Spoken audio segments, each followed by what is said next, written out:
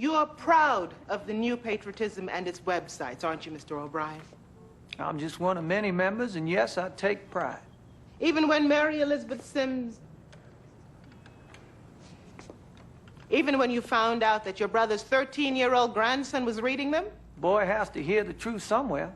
Besides, that's nothing more than a published list protected by the First Amendment. I'd read any one of those letters in this courtroom and hold my head up high. Really? Which one would you like to read? Objection, Your Honor. Overruled. Homosexuals, blacks, Jews, Asians, pick one. This one is our love letter to the Aryan white Christian people. Love letter to white Christians or hate letter to everybody else? This isn't about hate. I got a Jew lawyer there, don't I? Objection? I guess not. This is about love of the white race whose survival is in serious jeopardy of having its gene pool contaminated by mud people. They imply racial superiority? Absolutely.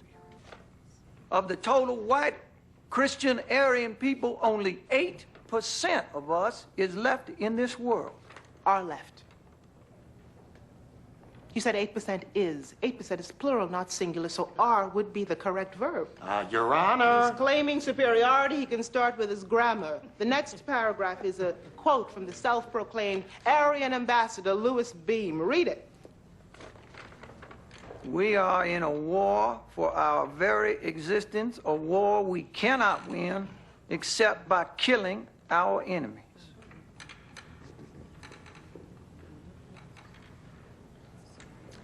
The next paragraph is a list of people that you term contaminants. That's right. People with the power to contaminate the gene pool. Could you read the 8th name on that list? Sarah Jackson. My mother is over 65 years old, Mr. O'Brien, far past the age of propagating mud people. And yet you have her name, address, and telephone number on a document suggesting that she is the enemy and should be killed. Objection. Overruled. Where were you on the afternoon of April 17th, 1964? Your Honor, I renew my discovery objection to this line of inquiry. So noted. My ruling stays. Proceed. Where were you on April 17th, 1964? I have no idea. Let me refresh your memory. You were in a courtroom. My father, James Jackson, was arguing on behalf of a mud person who wanted to become a Birmingham police officer. Ring a bell? Now that you mention it. And that afternoon, you pulled my mother over to the side of the road while one of your puppets made her call herself a nigger while he held a gun to my head. Objection, Your Honor. Counsel is testifying. Overruled. I didn't do anything that afternoon, and you know it. Oh, but you enjoyed watching. Like you still enjoy watching my mother suffer.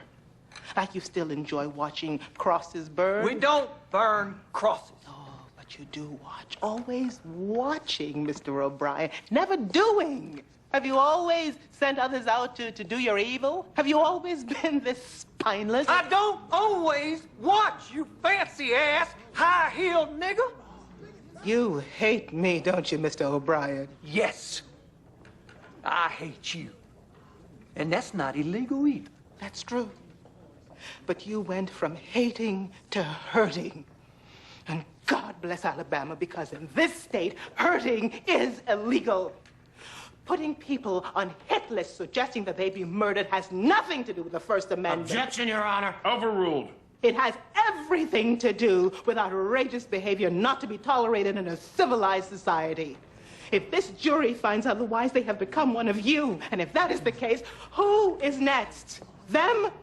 Their children, Objection, their Your families, Honor. you, Mr. Lowenstein? Or maybe... Miss Jackson. Maybe your brother's 13-year-old grandson.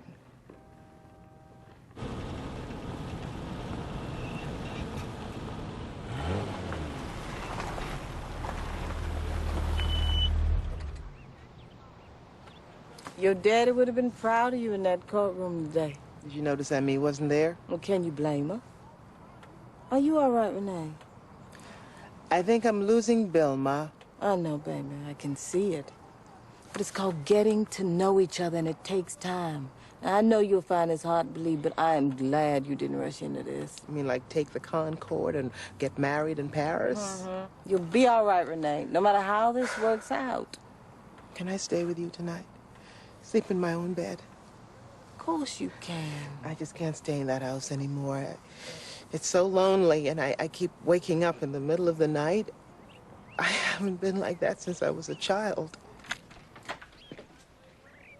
Daddy. Verdict in?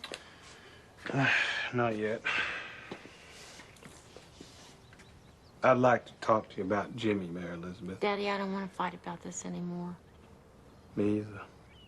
You never knew Jimmy when he was a little boy. If this is a story about him saving a puppy, I don't want to hear it. Mary Elizabeth, will you give me a chance? I was 5, he was 7. Mama was in Tuscaloosa taking care of her sister, and Daddy started drinking a lot, gambling, coming home drunk and mad, taking it out on Jimmy most. We had a black maid, called her Sugar Mama.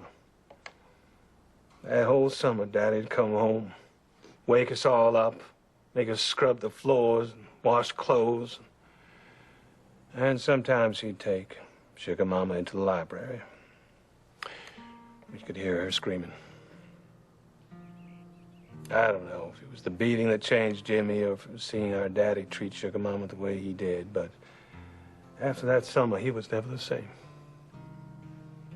And what did Grandma Otis do when she came home? I don't really know. Daddy left 3 days later, and we never saw him again. And what happened to Sugar Mama? She lived with us till she died. Jimmy's not ever gonna change, Mary Elizabeth. He might. If he thought the people he loved wouldn't tolerate his hate. Mary Elizabeth, this isn't easy for me either. I told you this because I want you to understand. I don't. Could you at least try? No.